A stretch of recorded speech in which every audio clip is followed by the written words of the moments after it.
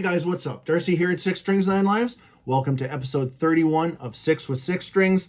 Before we get rolling on today's episode, if you're newer to the channel, welcome. If you're one of the usual suspects, welcome to you too. So from time to time, I like to do these episodes of 6 with 6 Strings, mostly based around a theme, just like today. Today I'm going to take a look at 6 metal bands that should have been bigger, or should they have? Obviously, this is just my end of it. I'm sure you have bands that would easily fall into this category. You know what? They could even be big bands that you thought should have been bigger. But for the most part, these bands didn't quite, crack the big time. But there's many great albums here that I'll show you. And also, these are kind of mid-80s to, I think, one album in the early 90s. And I didn't plan this, but they're all US-based bands. I live here in Canada, so, pretty close quarters. So I've heard a lot of these bands over the years. And most of this stuff is stuff that I've, bought way back on cassette or bought on vinyl now. But there's some really good albums I'm going to show you today, and maybe some underrated bands, maybe some bands that you haven't heard of. Also, these are helpful episodes for me too, because I don't know or have everything from these 6 bands. Some of these bands kind of petered out at the late 80s, early 90s. Then they went away for years. They came back, various lineup changes, things like that. And maybe I haven't even picked up their album. So I'll be asking some questions to you too. But yeah, let me know in the comments if you have bands that fall into this category. Maybe, who knows, it could be bad management, label trouble, running out of ideas. There's various reasons bands don't make it big time. And, when I think big time, I think of bands like, Metallica is big time. And these guys are mostly, I don't know, I wouldn't say second tier by any means, but maybe. But there's some really great albums. So I'm going to start off today with a band that I absolutely love, and I love the 80s period mostly. I only am missing one album from Lizzy Borden, and that's the newest one from 2018, My Midnight Things it's called. So if you've heard that album, and can you recommend it? Am I missing out? Let me know. But I'm going to show you 2 albums from all 6 of these bands that are kind of key albums for me, and albums that I would recommend to you if you don't know these bands. So the first one up, we already said it, Lizzy Borden. This is Love You to Pieces. This is from 1985, debut album from Lizzy Borden. Great tracks on here. I'll name 2 or 3 from each album if you want to make a note or whatever, if you want to check them out. But the leadoff track, Counsel for the Cauldron, great track. The title track, Love You to Pieces, and American Metal, that would be 3 tracks. And there's Lizzy Borden lurking in the background. Classic 80s cover. This is, like I said, mid-80s, 85. I remember buying that one on cassette back in the day. And the one I would, highly recommend that you check out, probably is my favorite from Lizzy Borden, and that is Menace to Society. So I was playing this in the background on my previous video and kind of, maybe I inspired myself. Actually, you know what? I was inspired by you guys, because in the comments, there was things like Lizzy Borden rules or whatever, underrated, things like that. And you know what? I agree. And thus came the idea of bands that should have been bigger. But this is a great album, released on Metal Blade Records. Definitely check out Generation Aliens. Bloody Mary, that's a great track. And I would say check out the last track, Menace to Society. So yeah, let me know if you've heard My Midnight Things. Like I said, that's the only one I don't own from Lizzy Borden. They have, 7 or 8 studio albums. And they have actually a fantastic live album from, I think, 1986 called The Murderous Metal Roadshow. If you want to check out a great live album, check that one out. All right, next up, and yeah, a little bit of like I said, self-inspired. And I picked up a reissue from this band just about a month ago. But I'm going to go back and just go back a couple albums to show you kind of the real highlights for me with this band. And the band is Omen. So this one is, where are we? So they have 4 albums from the 80s that I really enjoy. And I'm going to show you 2 of them. Past that, I actually don't know anything from Omen.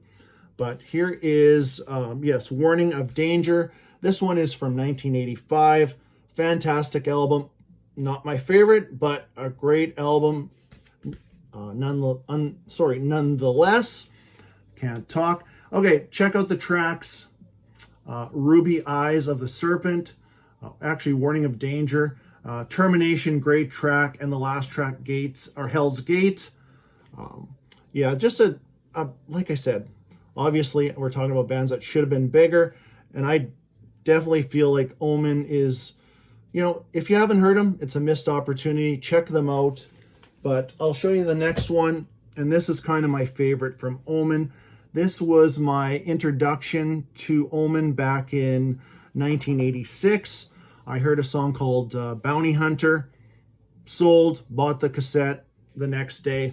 But here is The Curse. And this is the last one to feature this lineup. And then, no, actually, there was an EP that came out after this in 1987 called Nightmares, which I hope they still do reissue, or Metal Blade will hopefully reissue that. But like I said, Bounty Hunter, awesome track. But if you want a couple other really good tracks, the Kill on Sight, and one of my personal favorites is Teeth of the Hydra. So yeah, and we got some, yeah, Brian Schlegel, his name's on here. Bill Metoyer. Bill Metoyer is a kind of a legendary metal producer, so he was on here too. Now, this isn't thrash metal. This is mostly, I would say, for the most part, these 6 bands, they're kind of just like US power metal. Just metal. But there is Omen. Definitely check out some Omen. If you know of any Omen past the first 4 albums, I know they did an album in 97, 2003, and I think their latest album was 2016. I haven't heard any of them. I imagine it would be, you know, the classic case of only one original member left. So let me know if you've heard some later Omen, and is it worth checking out. So next up, we're going to go with a band that I actually have the original 2 on cassette, but I'm going to show you the vinyl versions because the artwork is just phenomenal. This is the album that I discovered Laaz Rockit on, Know Your Enemy. This one is from, what year is this one? 1987. Fantastic cover. So these guys are kind of somewhat lumped in with, well, they're from the Bay Area in the States. You know, bands like Exodus, Violence, Death Angel, Forbidden. They're kind of in there, but they didn't really hit their thrash stride till a couple of songs on their second album called No Stranger for Danger. But prior to that, their first album, City's Gonna Burn, is more just a metal album. And like I said, then No Stranger, couple kind of thrashy. You kind of seen where they're going. And then they kind of hit the thrash stride here, but not full out till the next album that I'll show you. But this is a great album. Solid from top to bottom. Check out one of my favorite tracks for sure, Last Breath. Where is that? Is that Self-Destruct? Check out the track Self-Destruct. So here's Laaz Rockit from 1987. And then they came back with, not only is this one of my favorite album covers, just because the colors are phenomenal, but this is my favorite from Laaz Rockit, Annihilation Principle from 1989.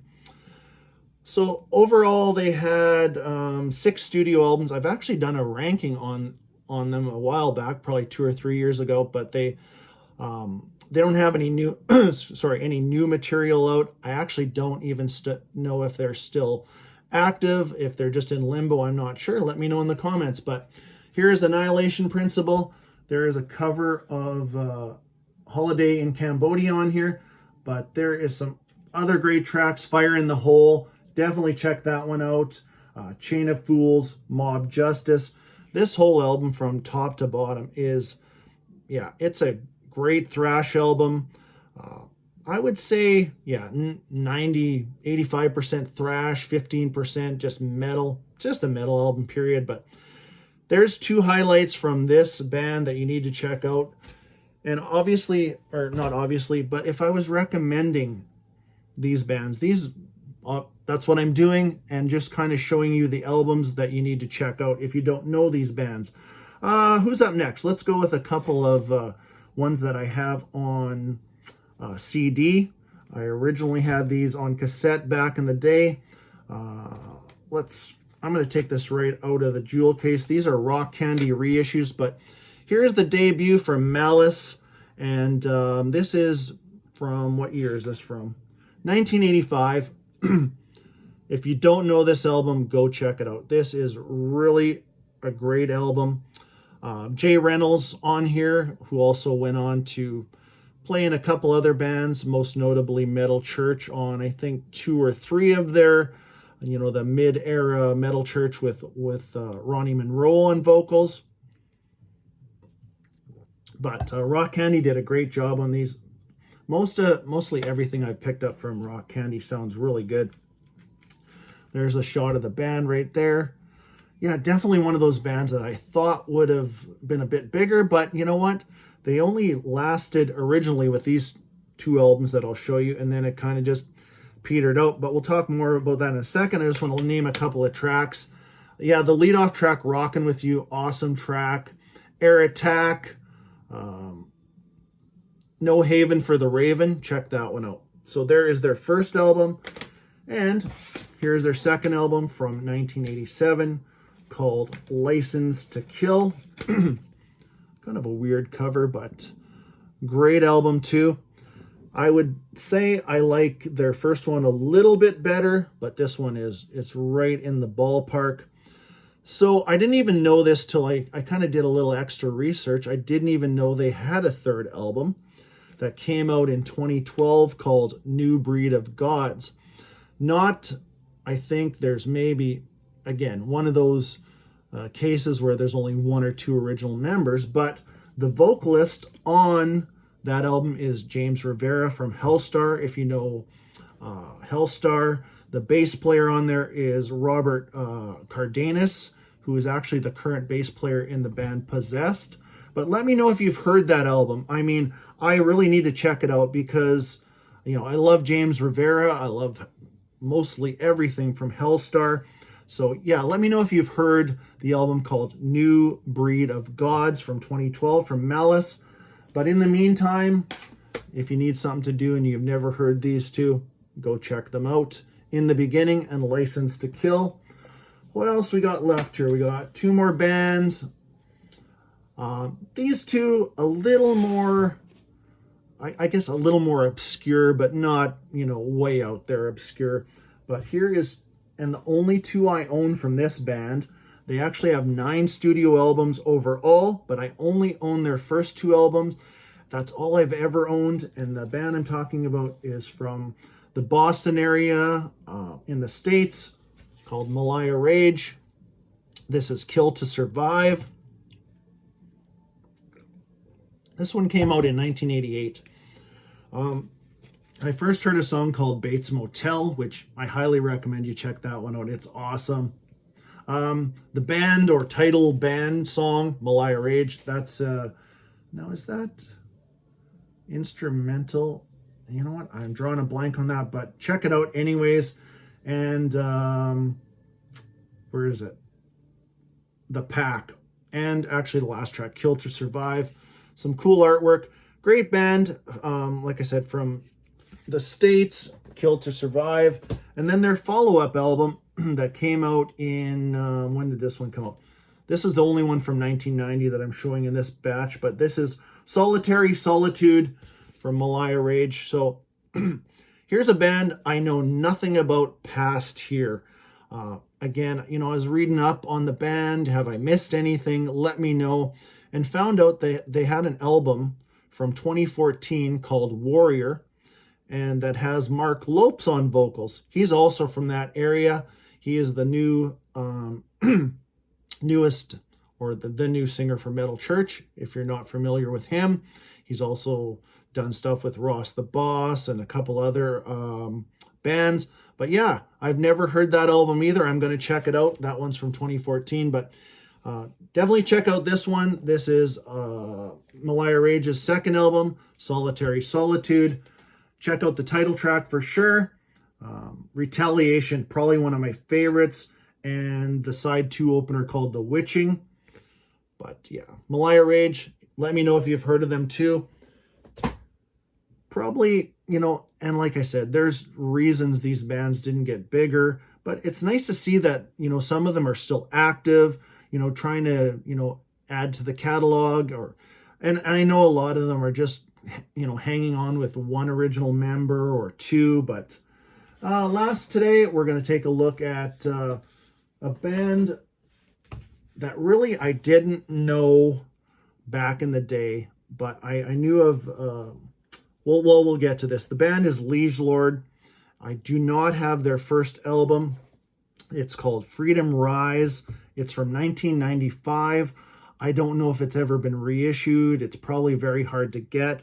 But these two next ones I'll show you are from 1987 and 1988, I believe. Yeah, 87 and 88. But here is Lelord, Burn to My Touch. This is their second album, like I said, from 1987, with a different vocalist, which is on the first album, Freedom Rise. And I've actually never heard Freedom Rise, but the vocalist on this album is Andy Michaud, and the next album is the key one that I'll show you. But this one is still good. I didn't know it until I picked it up, but the next one is the one I was really after because of the vocalist, Joe Como. Joe Como is, if you're familiar with him, he was in Annihilator. He sang on 2 albums, 2 really good Annihilator albums.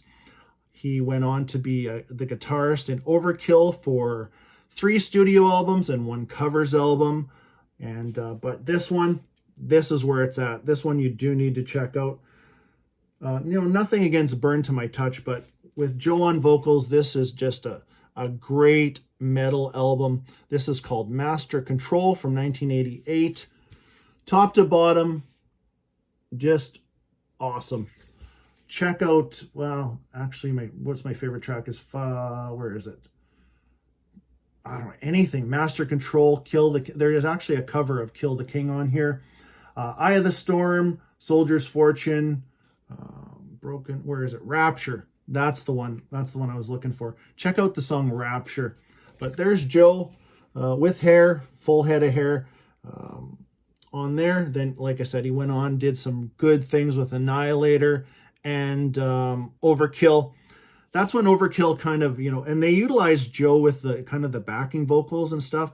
That's kind of I hate to say it, but actually that's my least favorite period of Overkill, even though I still like those albums. But anyways, back to this album. Check out some Lelord, Master Control. This one, like I said, these were reissued on Metal Blade. Not a big hoopla on these either. They weren't like, I think you could only pre-order them through the European distro of Metal Blade, but definitely pick it up if you haven't. But there is 6 bands, 12 albums that I highly recommend you check out if you haven't heard of these bands. And please let me know in the comments if I'm missing anything from these bands, like the mid to late Macea Rage. I don't know any of that. The newest album from Malice, never heard it before. What else? That Lizzy Borden's latest album, and I think they're still going too. They might be working on new material too. But hope you enjoyed this episode, and until next time, stay heavy.